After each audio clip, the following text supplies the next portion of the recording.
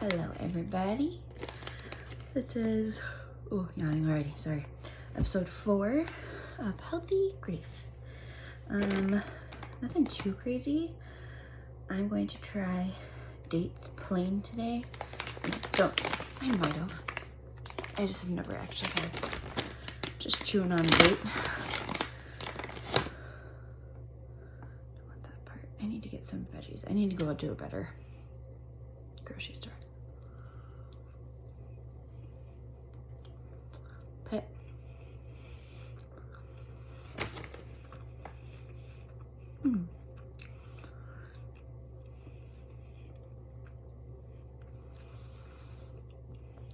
not less flavored than I thought they would be. They're like sugary.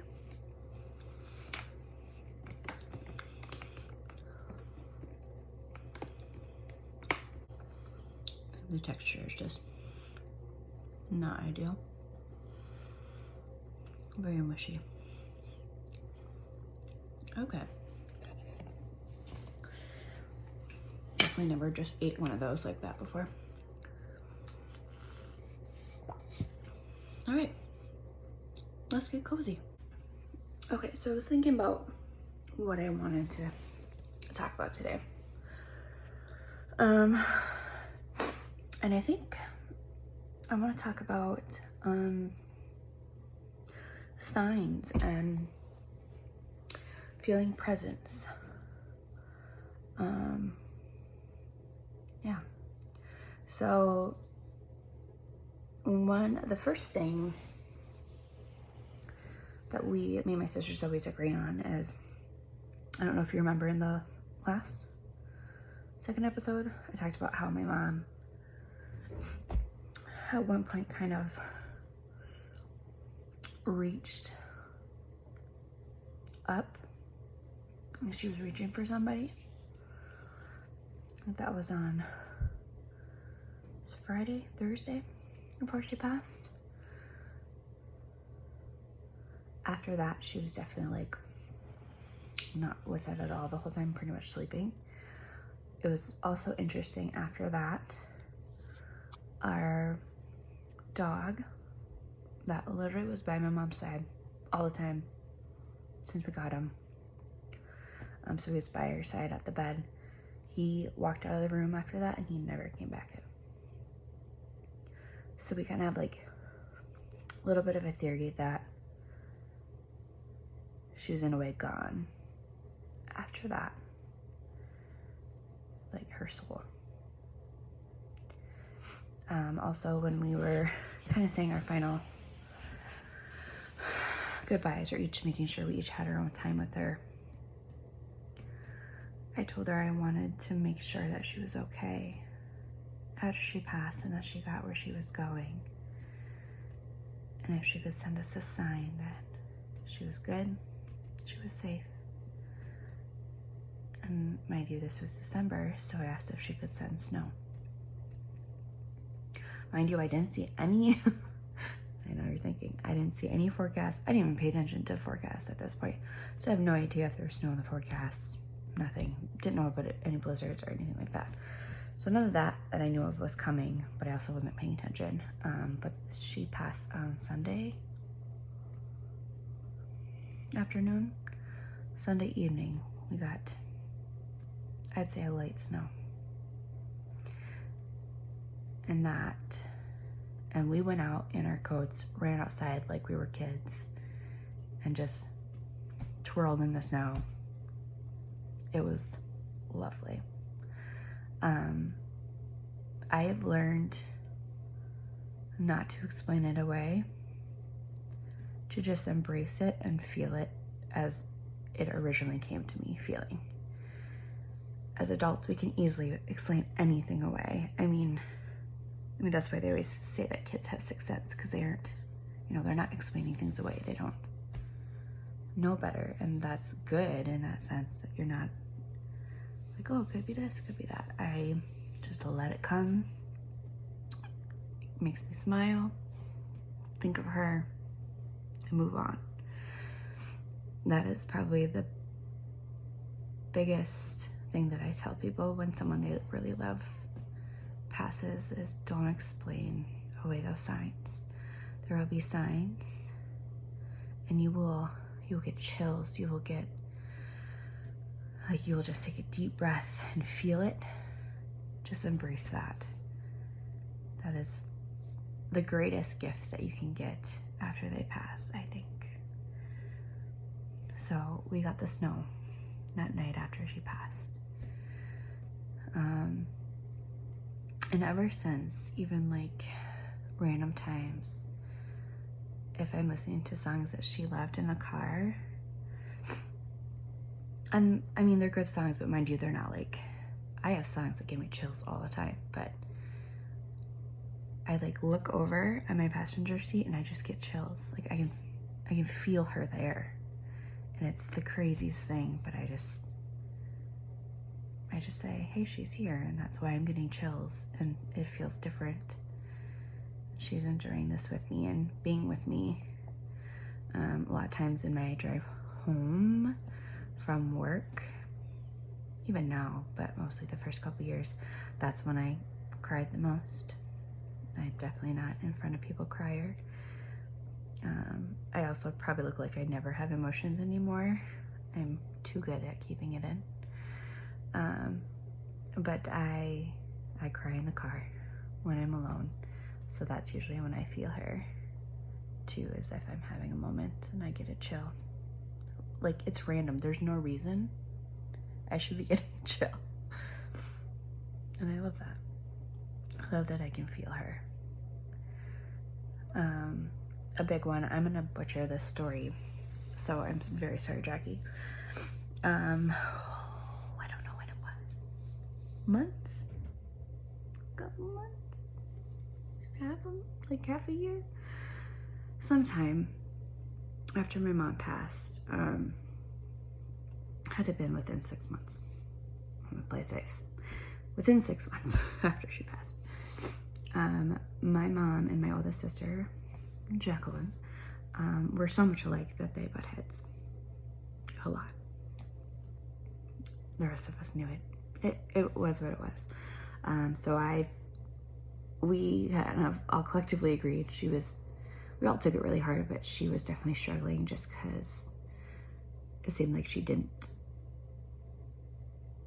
know if she said everything that she was supposed to say. Let mom know that she loved her, and that even though they butt heads, like, she still deeply cared for her. So I'm glad that she got the dream.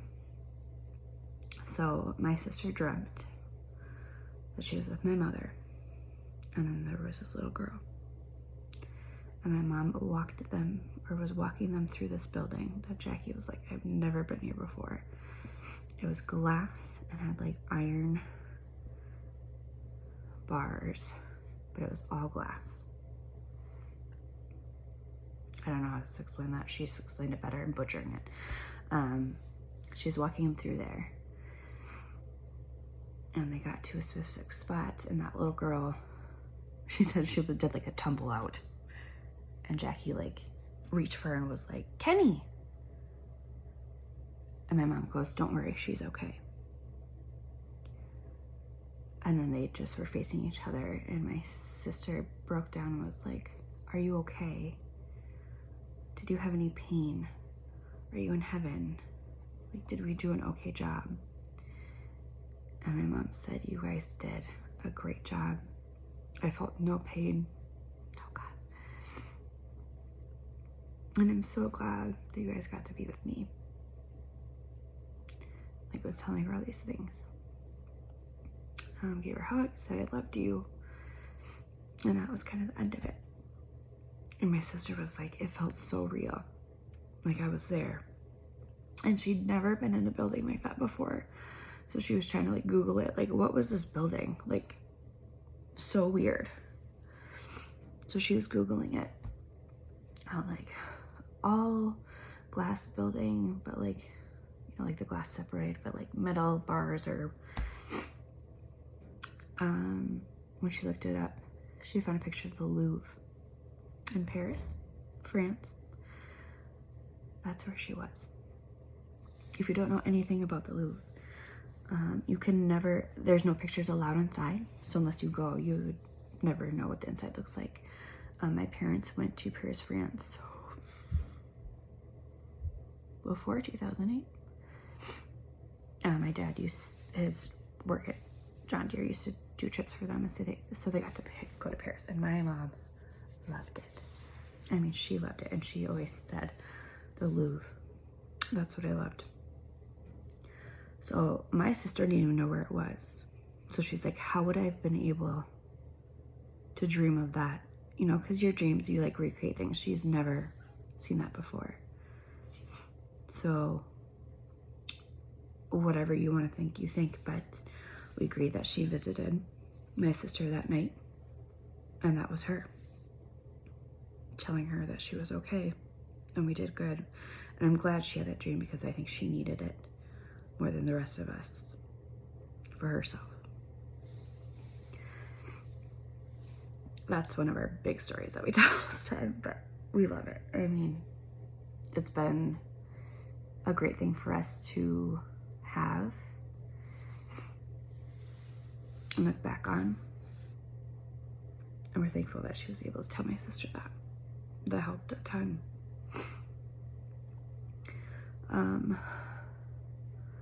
Random times here and there, like I said, I get chills randomly. I've always, again, think what you think. I've always been kind of in tune a little bit with, I feel like, the other side. Like, I feel things in houses. I always felt really scared when I was growing up when I was by myself. I don't think, we definitely had a presence, but maybe not an evil one. Anyways, so, we've had quite a few random things. My dad has found random things with my mom's name on it. My mom's name is Daphne. That is not a common name. I have a market box that says Daphne on it, so he got it for me for my birthday. I feel like randomly we've like met someone that we really connected with, and their name was Daphne, or someone said like their middle name was Daphne. It's like, what the? This has never happened before. Lately since my mom passed, we've been trying to donate to mothers and children for Christmas, and one of the families we did this last Christmas, daughter's name was Daphne. It's little things like that. They're like, there's no coincidences anymore. There's a reason we are finding these people, and it's crazy the way that you're led to that. Another thing too, all of a sudden you'll smell something. People will say this all the time. You'll catch a smell. They'll remind you of your loved one, and I've done that a lot. That have stopped me in my tracks. It's the worst when it's at work, because I'm just like shut down for like 5 minutes. They're like, "Are you okay?" "Yep, I just need a minute." I've had it where I've had to go step out and cry because I swear I'd smell her. A couple times too, like look in a crowd and you swear you would see her. Usually it's like her hair. I mean, obviously it's common, but you would do a double take because you swear you would see them, and it would be crazy. I swore one time that I saw my mom's good friend Casey in a crowd. It was the weirdest thing. I still have voicemails from my mom, and every once in a while I listen to them. I will say the first couple weeks it's hard to not text them about something or call and ask. Never really, I mean, people talk about it all the time, and I do get jealous. Not like an angry jealous, but just I miss that jealous of being able to call and ask my mom, because you ask your mom about everything. I feel like even if, I mean, we're close, but not insanely close, I asked her about everything. She knew it all. I mean, she didn't, but student loans, she knew nothing. Drove me nuts. But she knew everything. And so that's really tough. I And I was talking to a friend of mine that also lost their mother.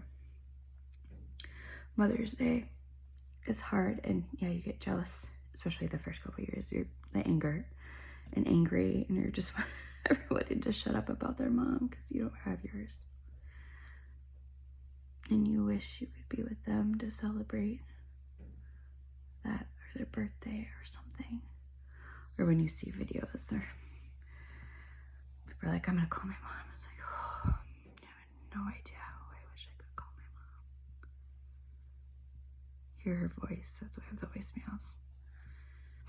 I'm always worried that I'll forget her voice, the way she looked. And it's faded a little bit, to be honest. Especially her voice. I'll always picture her, but her voice. That's why I have the voicemails. So usually they make me cry when I listen to them because I remember her voice. Same with my grandma. Oh, I forgot to tell you. So that little girl in that dream, Kenny, my middle sister, Shelby, was pregnant at the time. They didn't find out gender. They didn't tell us name. Possibilities. Because we had no idea who this little girl was. Wondering maybe miscarriage baby. I'm not sure. When my middle sister brought their baby home and my oldest sister was dog sitting for them, she came in and she goes, what's her name? And Shelby goes, okay, it is a girl. Her name is Kendall. So Jackie calls her Kenny. Again, I never thought of life like that. A baby starting out. Again, believe what you will, with Jesus or God. But now I kind of think that might happen. That she was with our mom so she could meet her granddaughter before she came to earth. I always joked too when I was induced and my body didn't want to go into labor that my mom was hanging on to that baby too tight. And I said, let her go. She needs to come out now. So now that's a new onlook of the great beyond that I didn't think of, that maybe they hang out with them before they're born. It's a little crazy. Let me know if you have any great stories like that, because I gobble those up. I always get chills when people tell them too. Because every once in a while, yeah, I can just feel her in her room when we're together. When we went to a train right after she passed, I could feel her with us. Just, it's the weirdest thing, but it's so great. So yeah, let me know if you ever have that. Tell me your stories. I love them. And I hope this answered some questions. Again, I'm gonna say I'm sorry. So random here, but that is my brain. So you guys have a great week and take care, friends.